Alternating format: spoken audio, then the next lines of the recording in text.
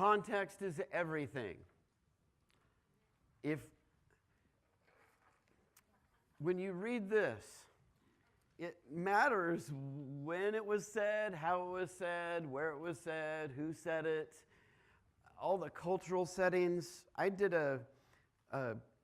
was a team leader at a youth camp one year, and we came up with a skit of all the things that they were teaching throughout the week was in my final skit. Rich, you're probably there.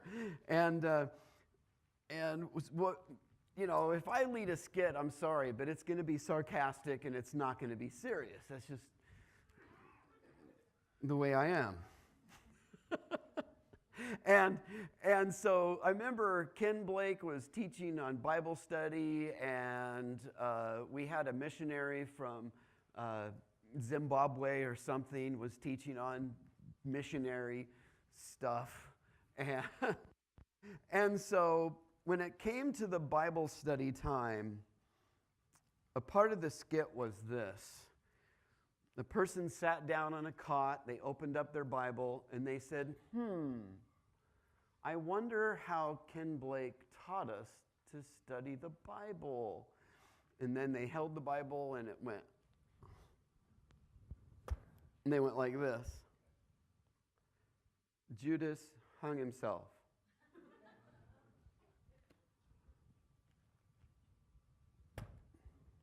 Go and do thou likewise. Not a good way to do a Bible study, because context is everything. So what I'm going to do, I really hope and pray that you can hang with me here for probably 10 minutes at the very beginning of this message, because before I read the text, I want us to understand the context. Someone asked me last week, and it was a great question, is why when they said and they found out Jesus was going to Jerusalem on his way through Samaria, why they didn't want him there? Because he was a Jew on his way to Jerusalem. And I said, great question. I just wish at every message I preached, I had time to cover every single base that I wanted to cover, but that was a great question. So today we're going to ask that question. We're going to ask the question, we're going to answer that question. Is what is about Samaria?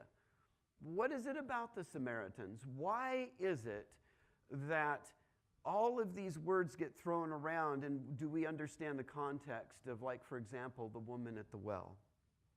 So I want to try to give a little bit of history here of what is a Samaritan and why did the Jewish people have such a problem with them, and why the Samaritans had problems with the Jewish people. It goes way back. It goes way back when Abraham was called by God from the Ur of the Chaldeans, way, way across the river, way, way, if you're looking at a map, and when I look at you, my map is backwards, so when I'm looking this way, the Ur of the Chaldeans would be way over here. And God called Abraham to the promised land, what we call the promised land. We call the Holy Land today. So you have Abraham, you have Isaac, and you have Jacob. Jacob, is the guy that I talked about a few weeks ago, that manipulative, scoundrel, the guy that just likes to just mess with he's a positional maneuvering guy. Well, anyway, Jacob dug a well.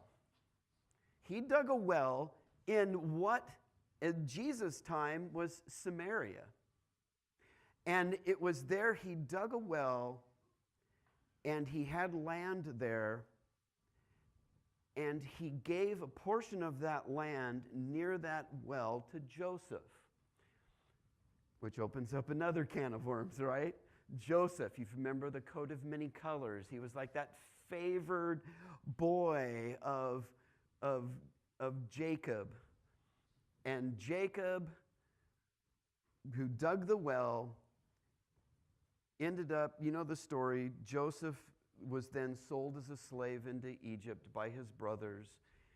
And there he was there Israel was for 400 years. And then God called them out of Egypt. And they're going back into the promised land. And they began to worship. And they began to worship on this mountain.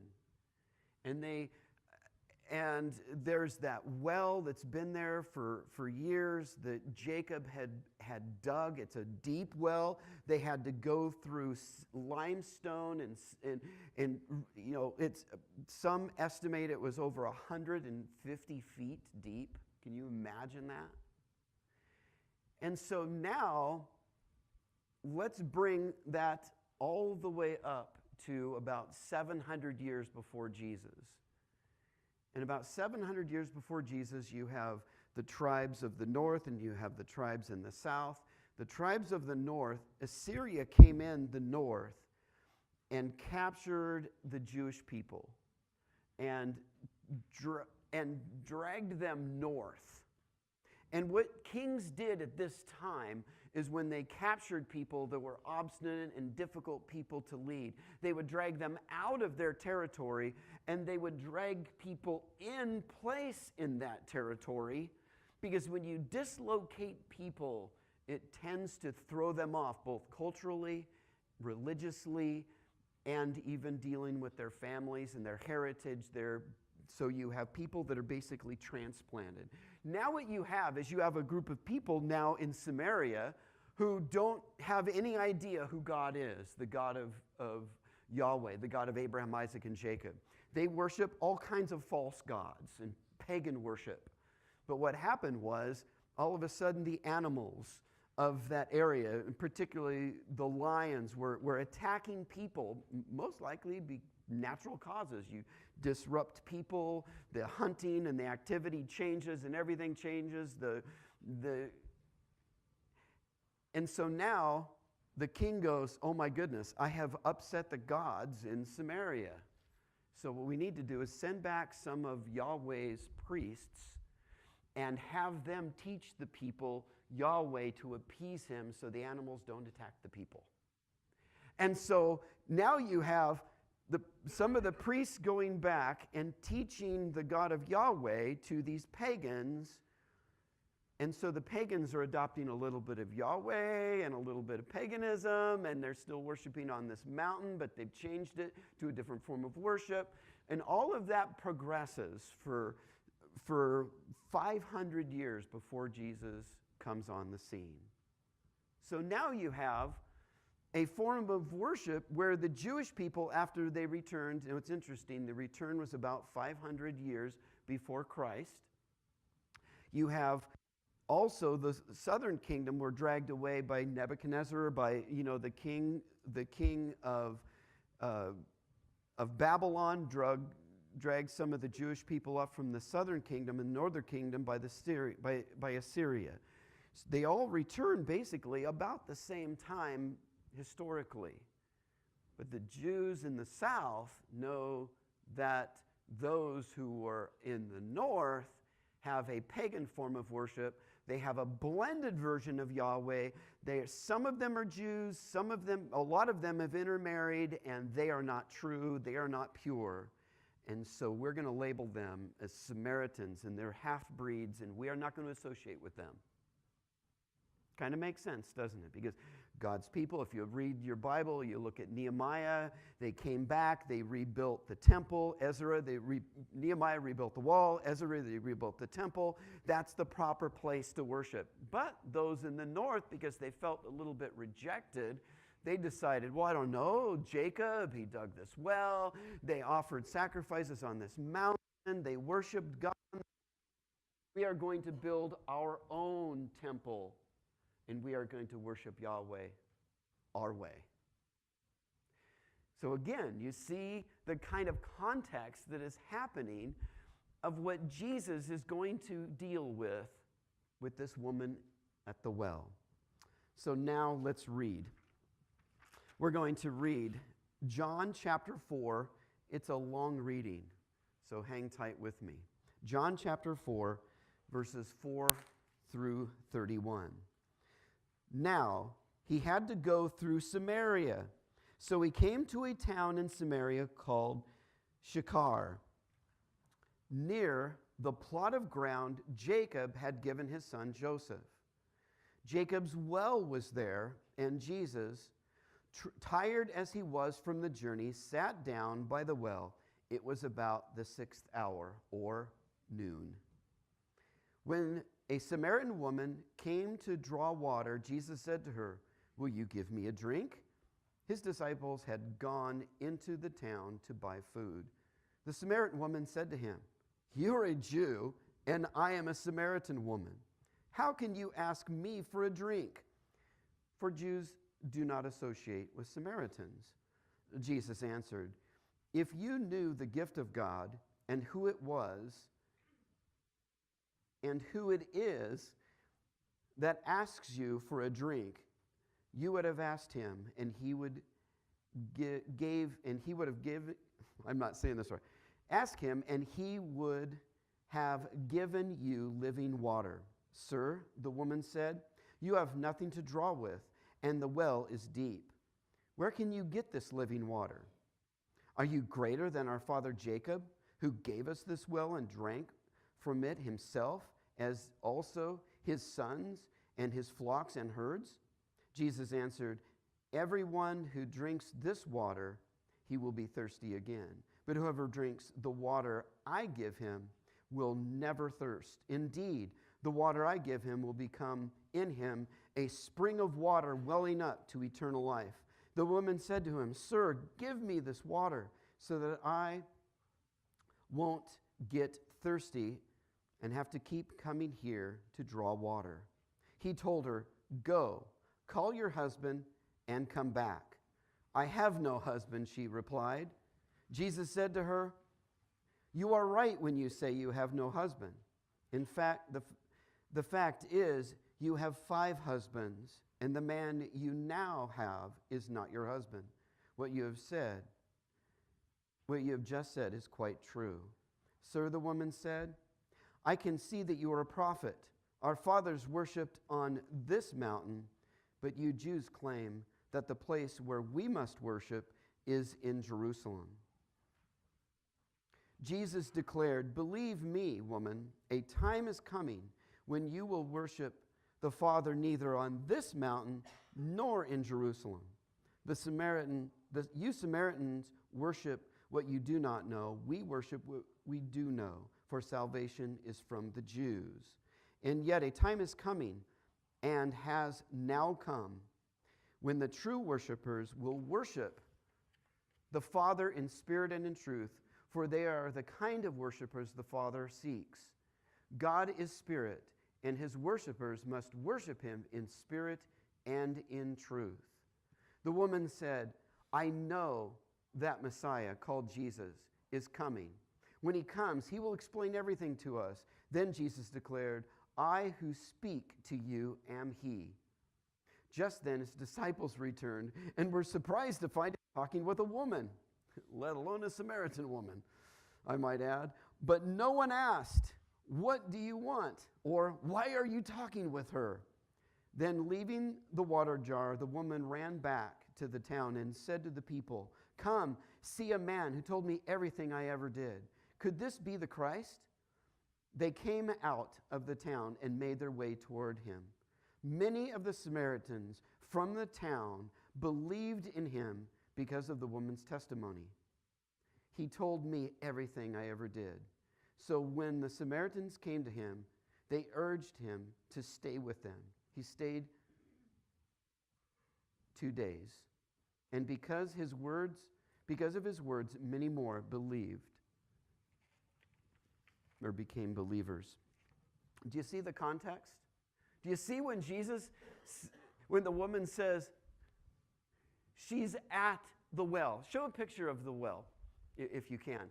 There's a black and white picture that is an actual picture of people standing by this well. It's about 200 years or 150-year-old picture. And if you look at this, is the well. Now, I don't know about you, but when I was a kid, and I pictured this story, I pictured like the well that was a brick well that kind of went up and a little thing that goes over the top and you crank it to get the water up and down. That's not what this was. This was a big pit that they dug and kept digging and kept digging and got water. Up here, there's a mountain, the mountain that the woman, the Samaritan woman, is talking about. So you can actually see the temple. You can see the mountain that she's talking about. Let's go to the next, this rendition. You can see the temple on the mountainside. You can see the hole a little bit distinctly. You see how Jesus, if he would just came and just sat on the ground, he was just kind of in the middle of the day. And by the way, and again, more of this context is, you didn't go get water in the middle of a hot day. You usually went in the morning or in the evening. The fact that this woman went in the middle of the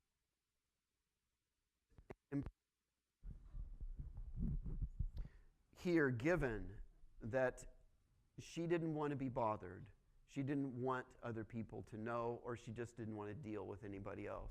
So she ended up going in the hot part of the day. I've got one simple point to make in this message, and I know we're going to be having to come back to this, because I'm not going to be able to cover it. But basically, my single point this morning is we need to learn to get our hands dirty. We need to learn to get our hands dirty as Christians. And if you look at Jesus, if you look at this, Jesus is talking to a Samaritan woman. Jewish people do not talk to Samaritans, let alone in the middle of the day. And by the way, the people that would meet in the middle of the day, hanging around a well of water was kind of a place where people picked up other people, if you kind of know what I mean. Maybe not. I think you do. Now, picture this. Jesus is sitting down, and this woman who describes her lifestyle with Jesus later on, they're sitting down or they're talking together, and she is shocked that Jesus asked her for some water. I believe what we need to do is we do need to get our hands dirty. Jesus gets his hands dirty. He sets an example to his disciples. His disciples literally don't know what to do or say. They're just like, they're stumped. They don't even say, we brought food back. They didn't even feed him. It's like, later on they're talking about it. Come on, you need to eat. It's like, it's just amazing, this context, if you understand it culturally, what Jesus did in crossing these barriers. And if we want to make a difference in this world today, we need to get our hands dirty. We care, I think, more about what we may appear or what may look like, instead of just doing the right thing and caring about other people. I think we need to go into the world. What did Jesus do? Did God say, I am so holy and I am so pure, I do not want to go to earth and save these terrible people who have just made a muck of all of my creation? Jesus did. He came and became one of us. Not only that, you look at Jacob's well. Now you have Jacob's well is here, and the Samaritans are the ones that are living off of it. They have a temple on a hill near it. You have Jacob, this holy land now is full of people that are Samaritans.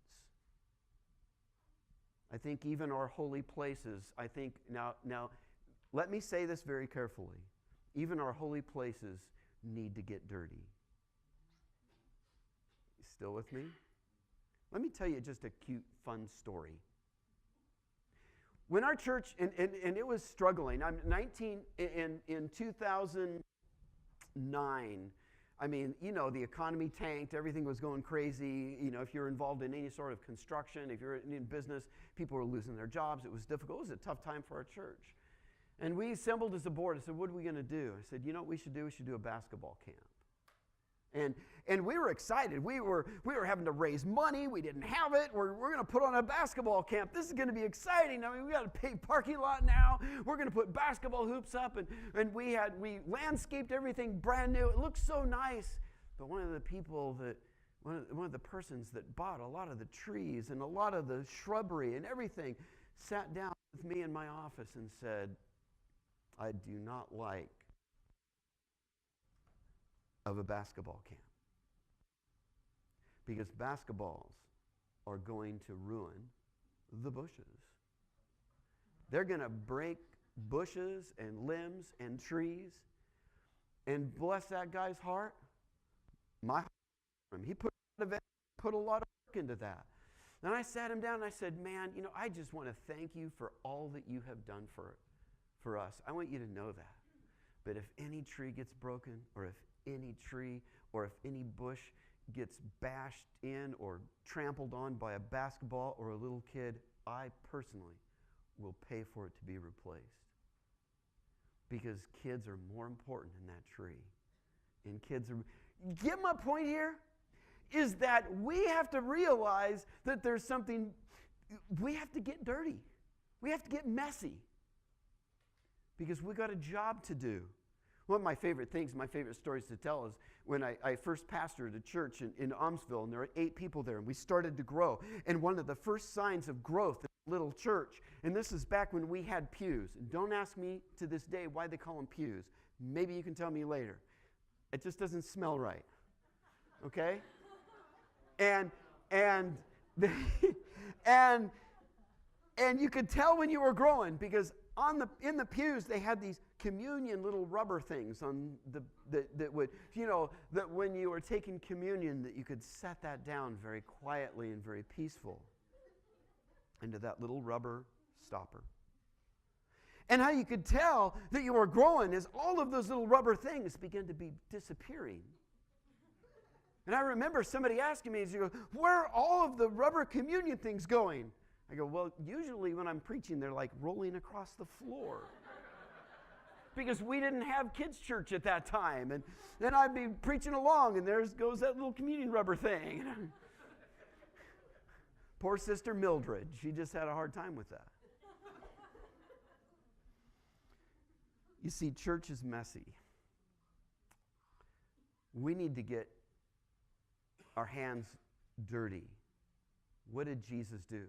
If we are going to reach the world, we need to get a little dirty. There's a couple stories I want to end with, and then I'm going to have to pick this up from where. Go to the next picture. We're going to look at a lady. No, go to the next one. Danielle Strickland. Danielle Strickland is a Salvation Army officer. Danielle Strickland came to Salem, and she got to speak with a bunch of holiness churches in the area of the Northwest. And so anyway, she tells the story about how in the church that she was in, and how she got saved, and how and she was this real rebellious child, and how she got right with God, and how a lady in her church wanted to minister to some women in this town because there was a legal brothel there. And a strip club. Now, these are Salvation Army Christians. They are rather straight-laced. And their doctrine with us, which is really cool, but the way they emulate their worship is totally different. And this one lady said, how do I minister to these people? And Danielle said, well, you like cupcakes. You like baking cupcakes. Take them cupcakes. So what they did is they made a bunch of cupcakes, and they went into this brothel, and they said, we are here to give you some cupcakes. And they were expecting to be kicked out, like, you're just nuts, weird people. And they said, we love cupcakes. And this lady's going, I have no idea what to do now. They want cupcakes. So she would deliver cupcakes, and she built relationships with them.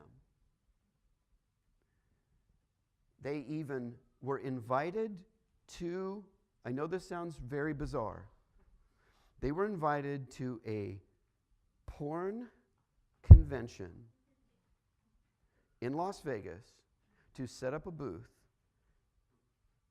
and the Salvation Army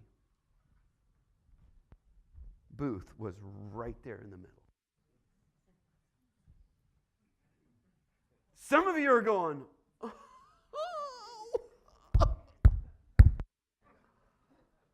Yeah! What a great place! But wait a minute. Context is everything.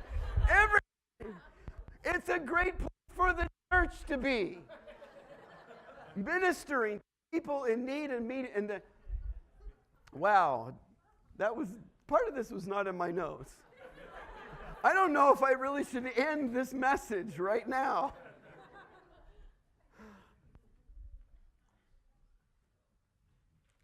I'm the place now in ministry where if I want to go where people are and love them where they're at. Like I said last week, about 40 ladies of you here weren't here last week, but I talked about how there's protests and there's marches and there's all this stuff going on. You know what? Why don't we just forget about the reasons? Why don't we go with a cup of water, with a water bottle? Why don't we go and say, what is your name? What are you about? I want to hear your story. I want to know who you are. Because that's exactly what Jesus did. Do you see that? He didn't go to the woman at the well and say, oh, by the way, let me pick a fight with you because I bet you I could argue and prove that you're worshiping on the wrong mountain. That I can prove to you. And by the way, the life that you're living, I should have a picket sign right now telling you how evil you are. Wow, Jesus did not do that. He asked her a question. Could you give me some water? What? You people don't talk to this people, the woman would say, especially me. We need to get our hands dirty. Next Sunday, go to the next slide. Allie Mendez plays softball for Corbin, the Corbin Warriors. Pitcher, very good pitcher. They went, how far, I don't know if how many of you know how far they went in softball? Finals? Wow. Second in the nation. Allie's got a story to tell of how God worked in her life. And I'm telling you, it's not too far from the context of what I've been kind of working through this morning. And we need to do what Jesus. There's just so much. There's so much here. It's just one point I'm talking about of getting our hands dirty. I haven't even got to the other stuff that I've yet to get to show how Jesus did it. Because he lays down for us framework and an outline of how we need to minister to this world. And we need to get our hands dirty. Because this woman was hurt. She has already gone through a lot. This one too, Allie. But I'm talking about the woman at the well. She's hurting, and Jesus is the answer. The world's hurting, and Jesus is the answer. If you are hurting this morning, Jesus is the answer. Every head bowed and every